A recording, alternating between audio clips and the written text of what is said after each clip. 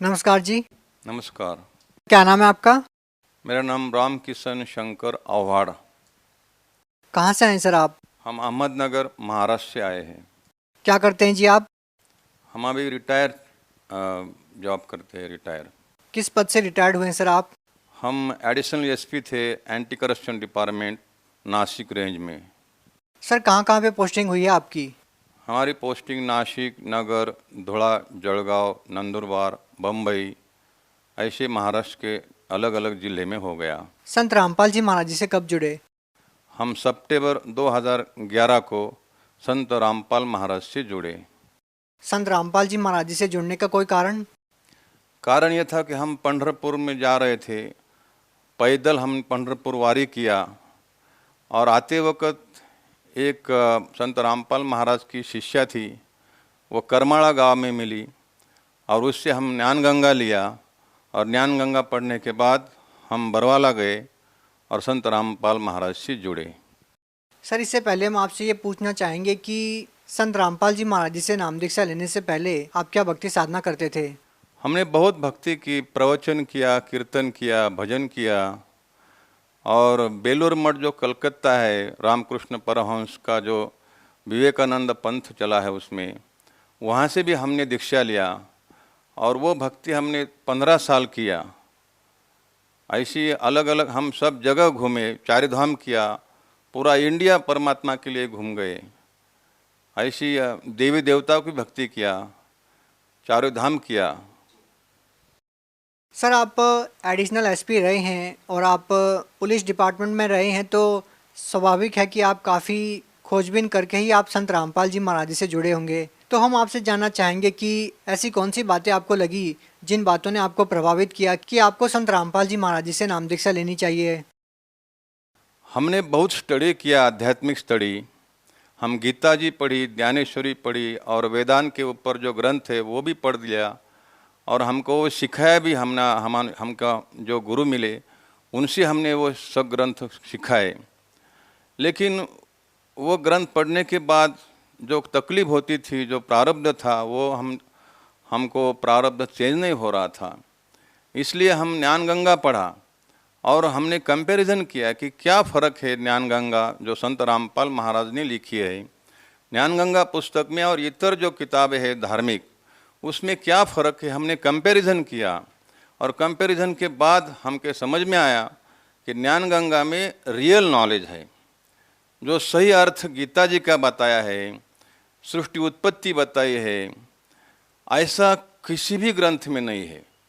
जो संत रामपाल महाराज ने अर्थ किया है वो सही है, वो शब्दार्थ है और वो ऑल ओवर वर्ल्ड में लागू होता है। इसलिए हम संत रामपाल महाराज से जुड़े। सर अक्सर जितने भी संत रामपाल जी महाराज जी के अनुयायी हैं, जब हम उनसे पूछते हैं, उनका इंटरव्यू लेते हैं, तो वो बताते हैं कि संत रामपाल जी महाराज जी से जुड़ने के बाद उनको काफ़ी सारे लाभ मिले हैं।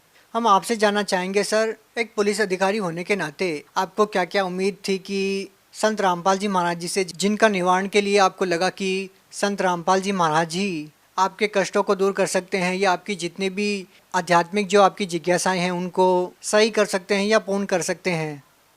हम संत रामपाल महाराज से जुड़ने के बाद हमको बहुत लाभ हो गए। शारीरिक हो गए, मानसिक हो गए, आध्यात्मिक हो गए, भौतिक हो गए। उसमें से शारीरिक लाभ जो है कि हमको तम्बाकू खाने की आदत थी, वो हम मन से छोड़ देना चाहते थे कि ये गलत आदत है, इससे हमारा शारीरिक नुकसान हो जाएगा। ये समझ में आने के बाद भी वो नहीं छूटती थी। लेकिन संत रामपाल महाराज के नाम लेने के बाद वो छूट गई, ऑटोमेटिक छूट गई। अभी उसका ध्यान भी नहीं आता। और जो मानसिक लाभ है, हम पुलिस डिपार्टमेंट में काम किया, 30-35 साल काम किया, लेकिन हमको बहुत क्रोध आता था। वो क्रोध हमसे जब नाम लिया संत रामपाल महाराज से, वो हमको क्रोध शांत हो गया, हमारा मन भी शांत हो गया। और आध्यात्मिक लाभ तो क्या बोलो। हमने गीता जी, हम 30 साल से गीता जी पढ़ते थे, लेकिन उसमें जो सही अर्थ है वो हमको समझ में नहीं आता था। अभी नाम लेने के बाद पूरा गीता जी समझ में आया कि गीता जी में क्या लिखा है, ब्रह्मा विष्णु महेश की क्या स्थिति है, वह नाशवान है, और सही परमात्मा कौन है। 15वें अध्याय का जो 17वां श्लोक है उसमें सही परमात्मा की डेफिनेशन दिया है, व्याख्या दिया है। वो हमको समझ में आया है कि सही परमात्मा कौन है, सुप्रीम गॉड कौन है, और किसकी भक्ति करनी चाहिए, किसकी भक्ति से हम मुक्त हो जाएंगे, कि हमारा मनुष्य जन्म का जो अंतिम ध्येय है मुक्ति, हम कैसे प्राप्त करेंगे। वो 17वें अध्याय का जो 23वां श्लोक है, वो हम तत्सदिति, वो श्लोक तो हमको कुछ समझ में नहीं आता था इस भक्ति से पहले, लेकिन संत रामपाल महाराज ने वो श्लोक का अर्थ बताया और मंत्र दिया, और फिर समझ में आया कि कौन है अक्षर पुरुष, कौन है अक्षर पुरुष, कौन है परम अक्षर पुरुष, वो हमको समझ में आया। और इसके अलावा क्या लाभ मिले सर? और ऐसे बहुत लाभ हो गए। बहुत बार हमारा एक्सीडेंट हो गया था, उससे भी हम बच गए। हमारी कार को भी बहुत गाड़ी ने ठुकराया, उससे हम बच गए। और सबसे बड़ा लाभ जो है ना, हम कीर्तन करते थे, और जो महाराज लोग हमारे साथ थे, वो महाराज लोग भी हमको समझाते थे, गीता जी समझाते थे और आध्यात्मिक समझाते थे, लेकिन अभी उनसे हम छूट गए, उनसे हम बच गए, क्योंकि उनका वो जाल था, वो काल का जाल था, वो काल के सब दूत थे। अभी उनसे हम छूट गए, ये बहुत बड़ा लाभ हो गया। हमारी पत्नी को भी हम साथ में एक साथ नाम लिया है। आई है आपकी पत्नी? पत्नी साथ में आए हैं, बुला लीजिए उनको। और मैं बुला लेता हूँ। हमारी पत्नी जो है और हमने एक साथ नाम लिया संत रामपाल महाराज के, और पत्नी को भी बहुत लाभ हो गए। उसने भी बहुत सुना, सत्संग सुने संत रामपाल महाराज से, और उसको भी अभी ज्ञान हो गया, नॉलेज हो गया कि कौन परमात्मा है, उसकी भक्ति कैसी करनी चाहिए, मुक्ति कैसी प्राप्त करनी चाहिए, वो खुद बोल सकती है। जी क्या नाम है आपका? मंदाराम किशन आव्हाड, कहाँ से आए जी? अहमदनगर से। संत रामपाल जी महाराज जी से नाम दीक्षा लेने के बाद क्या लाभ मिले आपको? लाभ तो बहुत मिले, वो बहुत बीमार भी मैं रही खुद। अभी 2 महीने पहले तो और जाने वाली होती, तभी भी मैं वो उधर आई थी। और क्या लाभ मिले? और ठीक हो गई, किधर कौन सी दवाखाने में जाने का कौन था नहीं, बहुत बीमार, बहुत बोले तो बहुत अच्छा। सर आपसे एक बात कहना चाहेंगे, संत रामपाल जी महाराज जी के बारे में और कुछ कहना चाहेंगे आप? कोई और लाभ मिला हो? और लाभ तो बहुत है, लेकिन संत रामपाल महाराज जो जेल में अभी है, तो वो जेल में नहीं है, ये बाद में समझ में आएगा। जब वो जेल के बाहर आएंगे ना, तो सब पूरा वर्ल्ड देखेगा कि क्या सच है क्या झूठ है। सर जिस तरह से लगातार बाबाओं के ऊपर आरोप लग रहे हैं, उनके आश्रमों में लगातार जिस तरह की बातें सुनने को मिल रही है, तो आपसे जानना चाहेंगे कि संत रामपाल जी महाराज जी के आश्रम में भी आप गए हैं, उनसे मिले भी हैं, तो वहाँ के बारे में आप क्या कहना चाहेंगे?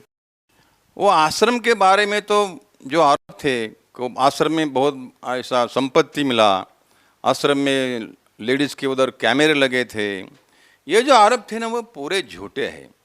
हमने खुद उधर 10-10 दिन 5-5 दिन हम खुद उधर रहे हैं, हमारे पत्नी के साथ रहे, हमारे बच्चे के साथ रहे हैं। ऐसा कोई नहीं है, ये सब झूठा आरोप मीडिया ने तैयार किया है।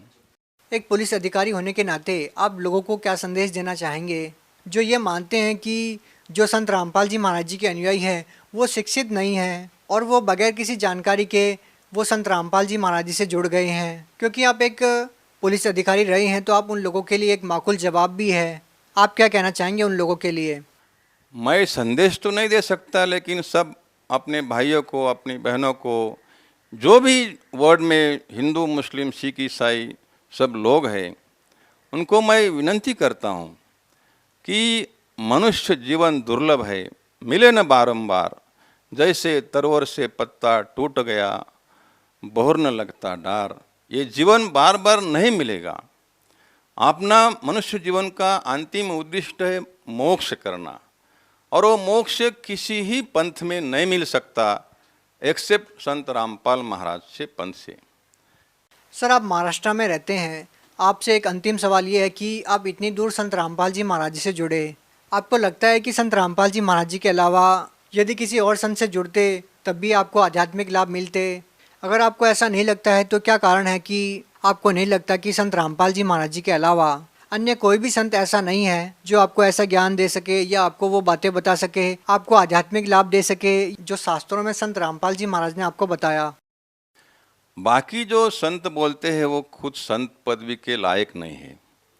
जैसे गीता जी अध्याय 15 है, उसमें 1 से 4 श्लोक में तत्वदर्शी संत की डेफिनेशन दिया है कि जो वेदों को जानता है, जो संसार वृक्ष को जानता है, उसका वर्णन करता है, वो तत्वदर्शी संत है।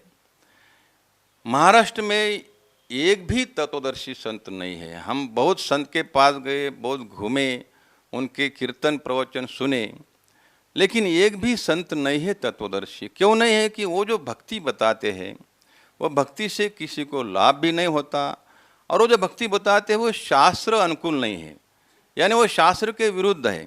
और गीता जी अध्याय 16 का 23वां श्लोक बोलता है, ये शास्त्र विसृमुष्य वर्तते कामकारतः न सिद्धिम आपनोति न सुखम न पराम गतिम। जो शास्त्र विरुद्ध भक्ति करते उसको सुख नहीं मिलेगा, परम गति नहीं मिलेगी, और उसको मोक्ष कभी नहीं मिलेगा। जी धन्यवाद।